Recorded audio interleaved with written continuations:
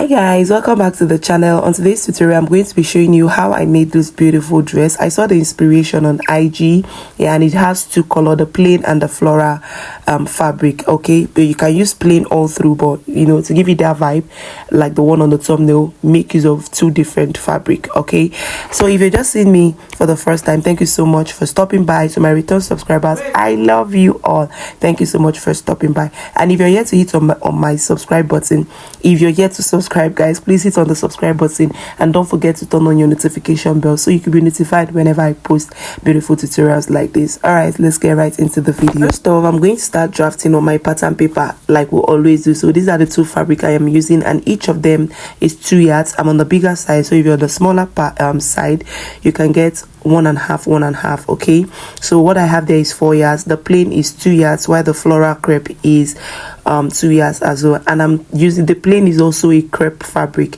So I'll start taking my vertical line after marking my starting point. So my vertical line, which is my bust point, my under bust, and my waistline, and I'm going to connect it this way. All right, so after that I'm going to take what I have. I'm going to divide my shoulder by 2. My shoulder is 18 divided by 2 is 9.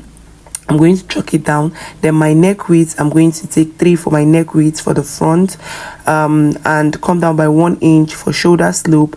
Then from that shoulder slope, I'll be taking my armhole line, which is 9.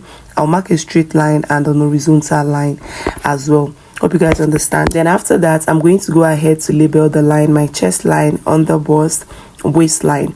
Okay, so for the basque effect, if you look closely, you know it has a basque effect before the gathers. From the waistline, come down by 4. Do not exceed 4, please. Highest 5. Okay, and I'm going to mark an horizontal line for that. So come down by either 4 or 5, but I think 4 is okay. Then I will label it my basque line.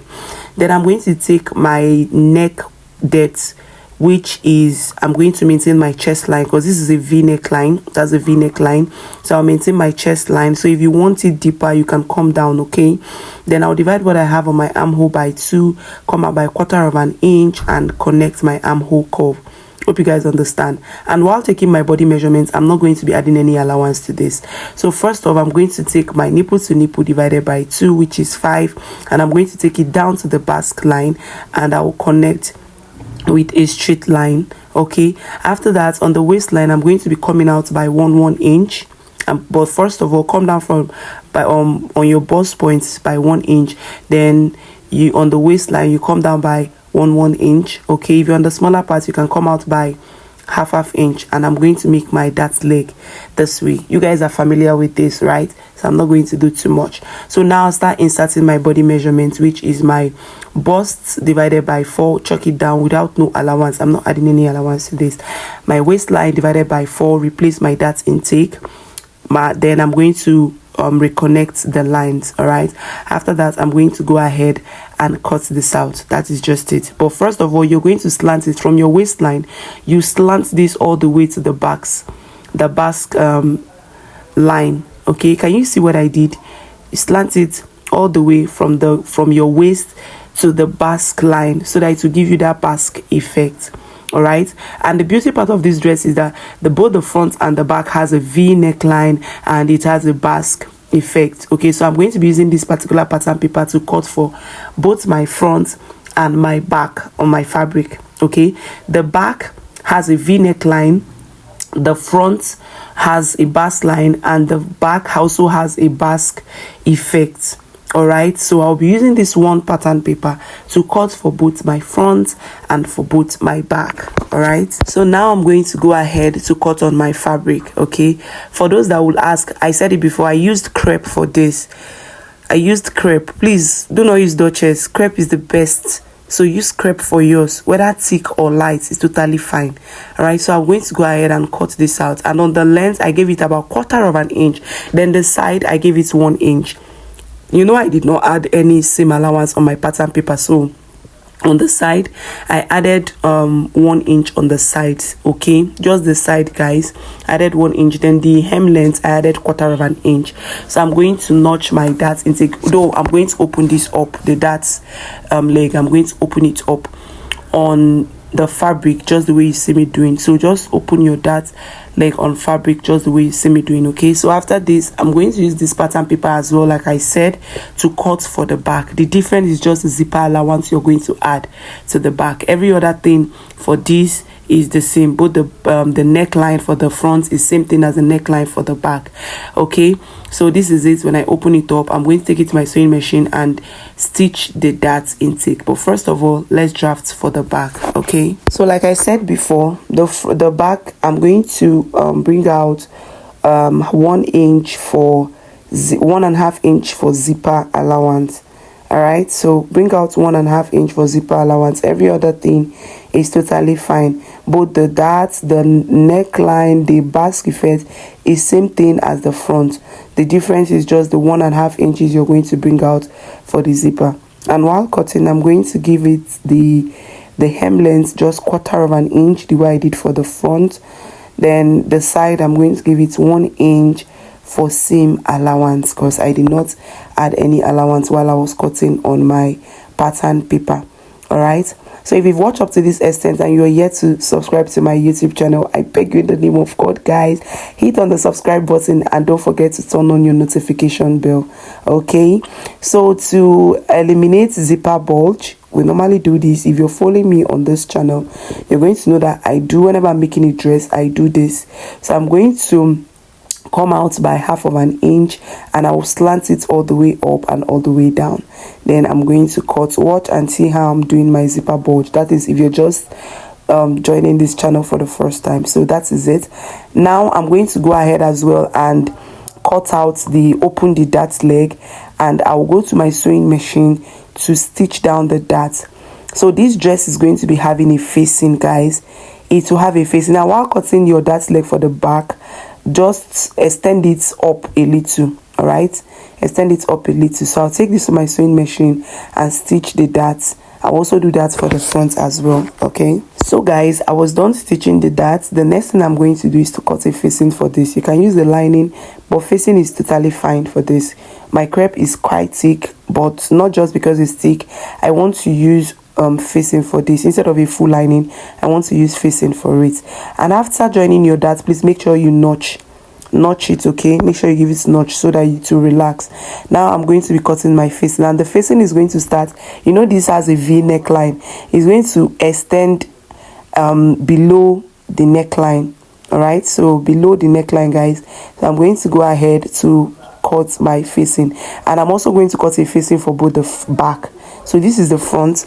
I'll also cut a facing for the back, though I didn't film it, but the way you cut the facing for the front, cut that for the back as well.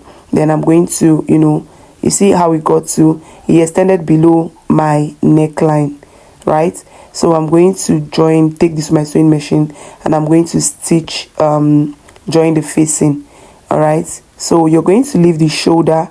You will not join the shoulder, just join the neckline, the armpit area, the armhole area, sorry, then leaving the shoulder and the down open. So guys, I was done joining the facing. I also did for the back as well. I joined the facing for the back as well. Can you see it's coming out fine?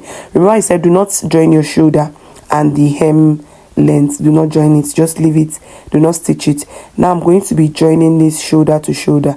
Now if you find it difficult to do that inner stitching, you can join your shoulder the normal way you normally do, but for you to have a clean work, you insert the back inside the front and you bring it out from the lining, and you are going to make a stitch. It's going to give you that already made look. It's going to give you that clean look. All right, but if you find it difficult, just join your shoulder the normal way you join it. So let me repeat this here. Get your back, you join it, get your back this way, you chuck it inside, and you see the front shoulder and bring it out. It's very simple. Bring it out and take it to your sewing machine and make a stitch on it. This is going to give you a very clean finish work. All right, when I'm done, I'm going to show you how it looks. So guys, when I was done joining it shoulder to shoulder, let me show you how it looks. Can you see? It's looking very, very, very clean, like very neat. You're not going to see where I stitched it from. So the next thing I'm going to do now is to join the sides. Remember when I was cutting on my fabric, I added 1 inch for seam allowance. So I'm going to use that same 1 inch to join the sides. Okay, so this is the front, this is how it's looking. I'll flip it over to the wrong side and I'll join the sides with 1 inch. So whatever allowance you gave yours, that's whatever seam allowance you gave yours, just join it with it. Me, I gave mine 1 inch. I gave my 1 inch seam allowance, so I'm going to join it with 1 inch. Okay, do not join your zipper yet. Do not join your zipper yet. So guys, when I was done joining the sides, it's time to add the pleats, the gathers on the basque line, the basque effect. Now I'm going to bring my floral fabric and I'm going to minus my half length. My half length I used for this is 18. Here's my half length, which is my waistline, is 18. I'm going to minus it and get the length I want for this dress, and the length I want this dress to be is 35. So I'm going to be making use of 37, 1 inch for hemming and 1 inch for joining. Okay, so make sure you hem the down part before joining this on your waistline, that's on your upper fabric. Now I will take it to my sewing machine and I will start pleating. All right, so guys, when I was done pleating, this is how it looks. All right, then I did mention for the length of the gathers you're going to get, make sure the length of your gathers is 4 inches, because mine was 4 inches. It's going to be very, if you even watch, you see it's not that even, the length is not that full. So after minusing your half length and taking the length of your dress, the longness of your fabric is going to be 4 yards. Okay, but you can make use of 3 yards, that's the length of your dress, but 4 yards is fine. Mine is 4 yards. Then I'm going to attach my zipper. So after I was done attaching my zipper, this is how it looks. Our dress is already fine, like it's pretty done already. So if you want a sleeveless, it's totally fine, you can wear yours this way. But for the sake of the tutorials, we have a puff sleeve. Should I call it a puff sleeve? Yeah, we have a puff sleeve. So you're going to get a long, like, measure your round sleeve. Do not divide anything, just that's exact round sleeve you have. Mine is 18. I have 18 here, and I also have excess because we're going to be pleating on the shoulder. Okay, and here I have 2. All right, so just get it, notch the center. All right, notch the center, and I'm going to take it to my fabric and I'll pleat on the shoulder. All right, so you can even make your shoulder ×2. So I'll pleat on my shoulder, and I'm also going to do the same thing for the other sleeve as well. All right, so when I was done pleating on the shoulder, this is how it looks. Can you see the pleat? Can you see the pleat? Now the next thing you're going to do is to fold and leave about 1/4 of an inch where elastic is going to pass through on the length of the sleeve. Okay, and when you're done folding the sleeve, you attach your elastic to it and you are done. Our dress is ready. Can you see? Just attach your elastic to it and it is ready. So now let me mention, if you want yours to be a long sleeve, it's totally fine by you, but for the sake of the tutorial, though, I'm going to still change mine to long sleeve, but for the sake of the tutorials, I need to show you guys how to go about the short puff sleeve. And I hope you find this tutorial helpful, guys. Please, if you do, give this video a thumbs up, leave a nice comment, share my video, guys, and if you're yet to subscribe to my channel, I beg in the name of God, hit on the subscribe button and don't forget to turn on your notification bell. All right, so if you have any question, feel free to leave that down in the comment section. See you on my next tutorial. Bye.